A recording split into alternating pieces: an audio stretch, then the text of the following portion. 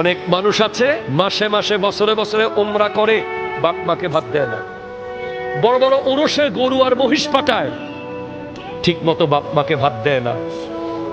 এইরকম মানুষগুলোকে জানিয়ে দেন, কাবা ঘরের ভিতরে ঢুকে গেল, কাবার কালো গিলাফের ভেতরে ঢুকে যদি দোয়া করে, তাও দোয়া কবুল হবে না যদি বাপ আর মা রাজি না থাকে।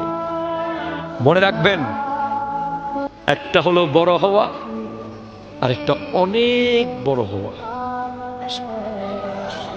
দুই বড় বেশ কম আছে না নাই?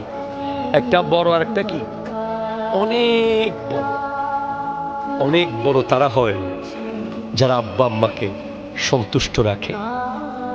আমাদের অনেক প্রবাসী ভাইয়েরা আছে যাদের বাবা প্রবাসীরা ওই দুবাইতে, সৌদি আরবে, মালয়েশিয়ায়, ওই আরব আমিরাতে রাত দিন পরিশ্রম করে রক্ত বিক্রি করে টাকা কামায়, আর তার ছেলে এখানে ব্রিজের উপরে দাঁড়িয়ে দাঁড়িয়ে বেনসন খায়। ঠিক কিনা কথা বলেন তো?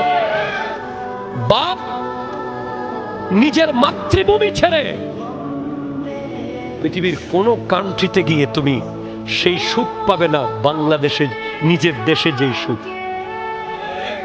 আর ওই প্রবাসীরা নিজের জন্মভূমি মাতৃভূমি ছেড়ে বছরের পর বছর প্রবাস জীবনে কাটায়, আর তাদের ছেলেরা এখানে মোটরসাইকেল নিয়ে বড় বড় গ্যাংস্টার হয়, মাদকাসক্ত হয়, জুয়া খেলে, ইফটিজিং করে। তাদের উচিত ওই বাবার হক আদায় করার জন্য 5 ওয়াক্ত গিয়ে মসজিদে নামাজ পড়া। ঠিক কিনা জোরে কথা বলেন? দেশে থাকা সন্তান যদি নামাজ 5 ওয়াক্ত পড়ে, প্রবাসী সন্তানের 10 ওয়াক্ত পড়া দরকার। কথা বলেন।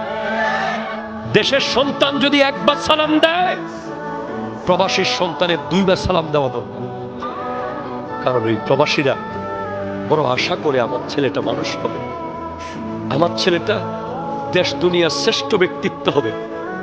এসে যখন মানুষ বলে, তুই তো বিদেশ ছিলি, তোর ছেলে তো বড় গুন্ডা হয়েছে, বড় বাটপার হয়েছে, বড় মুনাফিক হয়েছে, বড় বেঈমান হয়েছে, তখন বাবা